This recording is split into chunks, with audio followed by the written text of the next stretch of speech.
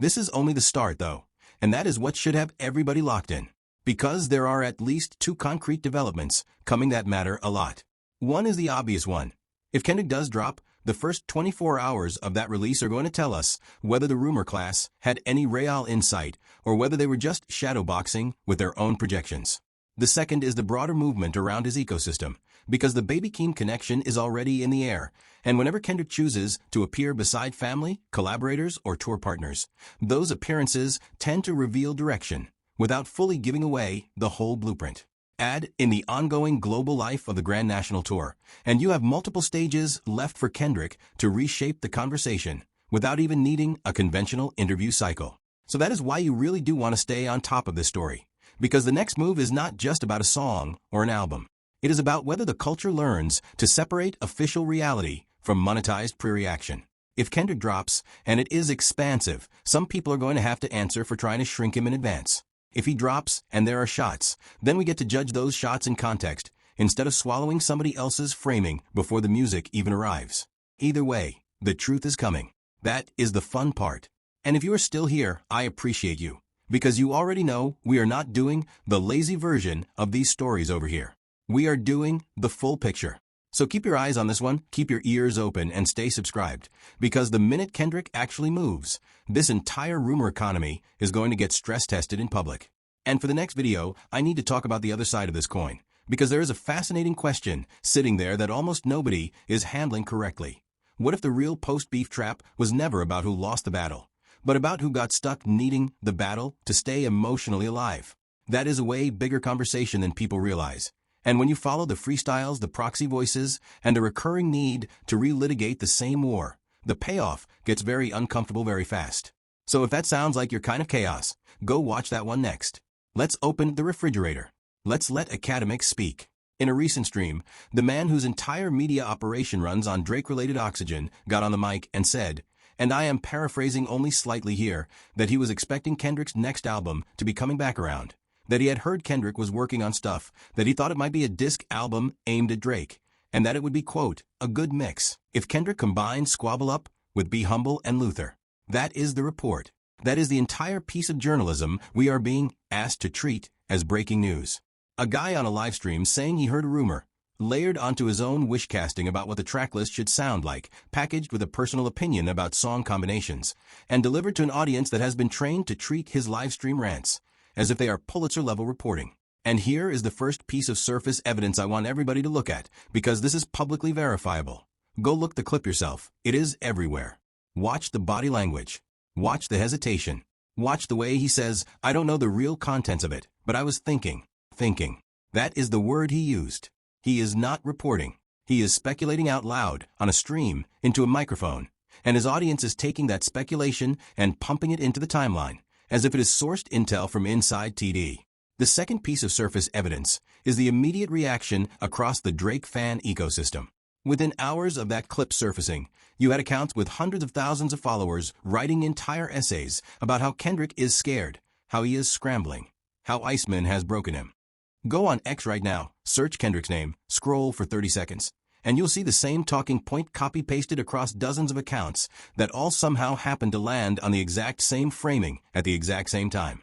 That is not organic discourse. That is a coordinated narrative wave. And the third piece of evidence is the timing of it. This whole Kendrick is panicking story did not start trending on a random Tuesday. It started trending the same week that Iceman's second week numbers were due to come out, the same week that the cultural conversation around Drake's album was starting to plateau, and the same week that, conveniently, every Drake-adjacent media figure needed something new to talk about to keep the album in the cycle. And the fourth piece of surface evidence, and this one is my favorite because it is the most accidentally honest moment of the whole situation, is that Akademiks himself, in the very same clip where he is supposedly delivering this earth-shattering scoop, openly admits that he does not actually know what is on the album. He literally says it. He says he does not know the real contents. He says he is thinking, he is guessing, he is hoping. The guy is delivering a fan request, and his audience is treating it like a leaked tracklist. Does everybody understand how crazy this actually is? Does everybody understand that we are sitting here in 2026 having a serious cultural conversation about a Kendrick Lamar disc album that exists nowhere except inside the mind of a man whose primary qualification for the role of hip-hop journalist is being on Drake's payroll in spirit, if not in writing? And oh, do I have more for you. The Drake stans are really not going to like this next part, because the moment we step outside the Akademiks bubble and we start looking at what people who actually have credibility in the space are saying, the entire narrative collapses. And what is left behind is the real story, the one nobody on the other side wants you to look at. So buckle in, because the cultural evidence layer is where this whole thing gets exposed for what it actually is. Let's start with what artists in Kendrick's actual orbit are doing right now, because this is where you can read the real temperature of the situation, if you know where to look. Top Dawg has not made a single public statement that aligns with a panic narrative. Dave Free, Kendrick's longtime creative partner and the co-founder of PG Lang, has been moving the way he always moves, quietly, deliberately, dropping cryptic visual teases on his platforms that have nothing to do with Drake, nothing to do with Iceman, and nothing to do with reheating a beef that was already won 18 months ago. The signal from inside the camp is not the signal of a team scrambling to rework an album in response to an enemy. It is the signal of a team executing a plan that was drawn up a long time ago and is now in its final stages. That is the first piece of cultural evidence. The people closest to Kendrick are behaving like people whose guy is winning, not like people whose guy is scared. The second piece is even louder, and it is the artists adjacent to this whole situation who keep, for some reason, getting pulled into it. Look at how the rest of the hip-hop establishment has been reacting. Look at the freestyles, look at the interviews, look at the podcast moments where Kendrick's name comes up, with the notable exception of Joe Budden, who I will get to in a second, because that situation deserves its own breakdown. The consensus among credible voices in this culture is that the beef is over, the result is settled, and the only people still trying to relitigate it are the ones who lost. That is the second piece of cultural evidence. The third piece is the deleted post phenomenon, which has been happening with alarming frequency on the Drake side over the past few weeks. Multiple Drake-affiliated accounts, I'm not going to name them all because some of them are minor, but the pattern is reportedly consistent, have been posting hot takes about Kendrick, watching those takes get ratioed into oblivion, and then quietly deleting them within hours. That is not the behavior of a fan base that feels confident. That is the behavior of a fan base that is testing messaging, watching it fail, and pulling it back to try a different angle. And then there is Joe Budden. And listen, I almost do not want to get into this in this video because it deserves its own full breakdown, but it is too relevant to skip. The fact that one of the most respected voices in hip-hop media has over the past few months allegedly drifted into making weird, off-topic monologues, saying strange things about Jay-Z, tiptoeing around the actual conversations that matter in rap, and burning airtime on Victor Wembanyama visiting children when Kendrick Lamar is reshaping the entire economic structure of the genre, tells you something about what has happened to the media ecosystem around this story. The people who used to be honest brokers have, in many cases, gone quiet or pivoted to safer topics. And the loudest voices left in the room are the ones with the most obvious financial reasons to push the narrative the Drake camp needs pushed. That is the fourth piece of cultural evidence, and it is the one that should bother you the most, because it tells you that the corruption is not just at the Akademiks level. It is structural. And before anyone jumps in the comments to say, well, maybe Kendrick really is making a disc album, you do not know, let me address that directly, because I want to be fair here. It is possible. I am not going to sit here and tell you it is impossible. Kendrick could surprise everybody. He has done it before. But here's the part that the Akademiks crowd is leaving out. Even if Kendrick did drop another disc record tomorrow, the framing being pushed right now, the framing that says he would be doing it because he is scared of Iceman, is the part that is provably false. Because the man who already has Not Like Us, the man who already has Euphoria, the man who already has Meet the Grahams in his back catalog, does not need to be scared of anybody to write another one. He has an entire arsenal already on the shelf. The idea that he would be panicking is the lie. The act of dropping more music would just be Tuesday.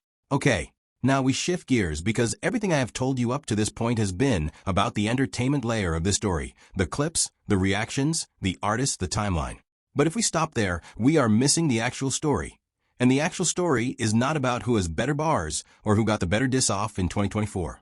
The actual story is about what is happening underneath the music, in the rooms where the music gets monetized, distributed, marketed, and controlled. And once you understand what is happening in those rooms, the entire Kendrick is panicking narrative does not just collapse, it inverts. It becomes the exact opposite of what is being reported. So let me walk you through three separate but interconnected systemic angles, because this is the part the average fan never sees, and it is the part that explains everything. The first systemic angle is the label and distribution structure. Kendrick Lamar, as of his current arrangement, is one of the most uniquely positioned major artists in the modern era because of the way PG Lang is structured. He is not in the same kind of traditional artist label dependency that has historically been used to control black artists in this genre. The PG Lang model, by reported public accounts, gives Kendrick and his team a degree of creative and economic autonomy that is genuinely rare at this level of the industry. He owns his masters going forward by structure. He controls his rollout. He does not need a label president to greenlight a release window. Compare that, for a moment, to the reported structure on the other side. Drake's situation, by every public report and every industry breakdown that has been published in places like Hits Daily Double and Music Business Worldwide, has historically been entangled with traditional major label mechanics in ways that create entirely different incentive structures. When you are operating inside a traditional major label deal, your album does not just have to perform. It has to perform on a timeline, on a quarter, on a fiscal calendar that exists outside of the art itself. That is the first systemic layer. Kendrick is operating on art time. The other side is operating on fiscal time. And when you understand that, you understand why one side is patient and silent while the other side has to keep the conversation alive by any means necessary, including planting fake disc album reports through compromised mouthpieces. The second systemic angle is the streaming economy itself. And this is where it gets even more interesting.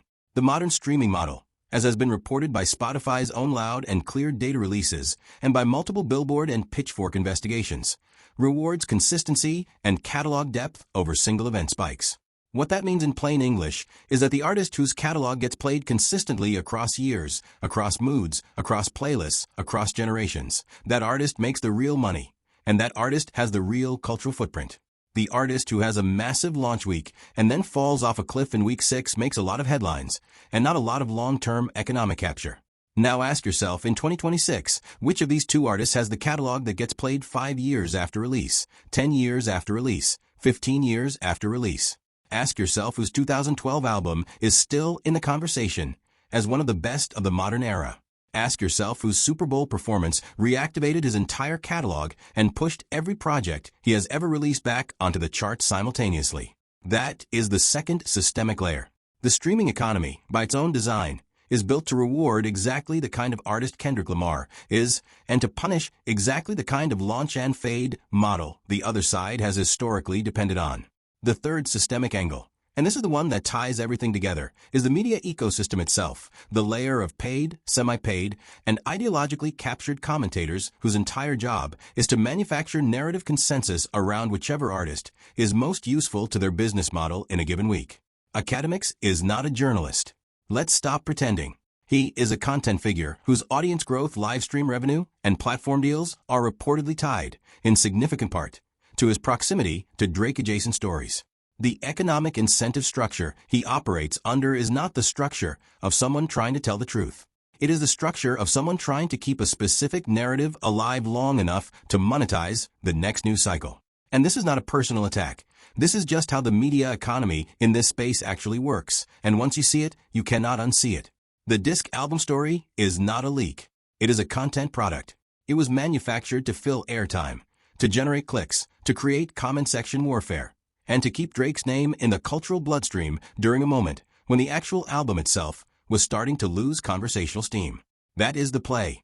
That has always been the play. And the play only works as long as the audience does not realize they are the product. 3 systemic angles: the label structure, the streaming economy, and the media ecosystem, all pointing in the exact same direction, all pointing at the same conclusion, all telling the same story that the surface narrative is trying to hide from you. So here is the truth bomb. Here is the part one want everybody to sit with, because this is the thing nobody on the other side wants said out loud. And once it gets said out loud, the entire smear campaign falls apart. The truth is that Drake's career, Drake's fan base, Drake's media apparatus, and Drake's entire commercial identity in 2026 are now functionally dependent on Kendrick Lamar continuing to exist as a topic of conversation. That is the reveal. That is the truth. The man who, for 15 years, was sold to us as the biggest artist of his generation, the streaming king, the Toronto Colossus, the OVO empire, cannot, in 2026, sustain a cultural conversation about his own album for more than 2 weeks without injecting Kendrick Lamar back into the bloodstream to keep the engagement alive. Look at the data. Look at how Iceman is being discussed. Almost every viral moment about Iceman, almost every major think piece, almost every Akademiks stream, almost every Drake stan monologue circles back to Kendrick within the first 3 minutes. The album cannot stand alone. The artist cannot stand alone. The fan base cannot stand alone. They have been so thoroughly defined by their opposition to Kendrick Lamar that they no longer have an independent cultural identity, and the disc album rumor is the proof of that. Because think about what is actually being said when Akademiks puts that report out. He is not really saying Kendrick is scared. He is saying, please, Kendrick, drop another disc record, because if you do not, we have nothing to talk about for the next 3 months. That is the actual subtext. That is the actual ask. The disc album report is not intelligence. It is a wish, dressed up as a leak, packaged as journalism, delivered to an audience that is so emotionally invested in the Drake narrative that they cannot tell the difference between a source and a prayer. And this is allegedly, reportedly, sources say, but the structural pattern is undeniable. The entire commercial strategy of Drake's 2026 era appears to depend on Kendrick Lamar continuing to be the gravitational center that Drake orbits around. Drake is no longer the sun in this solar system. He is the moon. And the moon does not generate light. The moon reflects it. And every time Akademiks gets on a stream to talk about what Kendrick is allegedly doing in the studio, every time a Drake stan writes a 40-tweet essay about how Iceman dismantled GNX, every time the smear campaign cranks back up to keep the engagement metrics alive, all they are doing is confirming the truth they are most afraid of, that without Kendrick Lamar, Drake's 2026 has no story. Without Kendrick Lamar, Iceman is just another album. Without Kendrick Lamar, the entire OVO ecosystem is operating in a cultural vacuum. The reveal is not that Kendrick is panicking. The reveal is that the side claiming Kendrick is panicking cannot stop talking about him long enough to even sell their own album on its own merits. And this is why, in the end, the hero of this story is still winning, even when he is not in the room, even when he is not on the timeline, even when he is not addressing any of this directly. Kendrick Lamar, the man who turned 39 yesterday, the man who has spent his entire career making music that operates on our time instead of fiscal time, the man whose business structure was built specifically to free him from the kind of pressures that produce panic albums and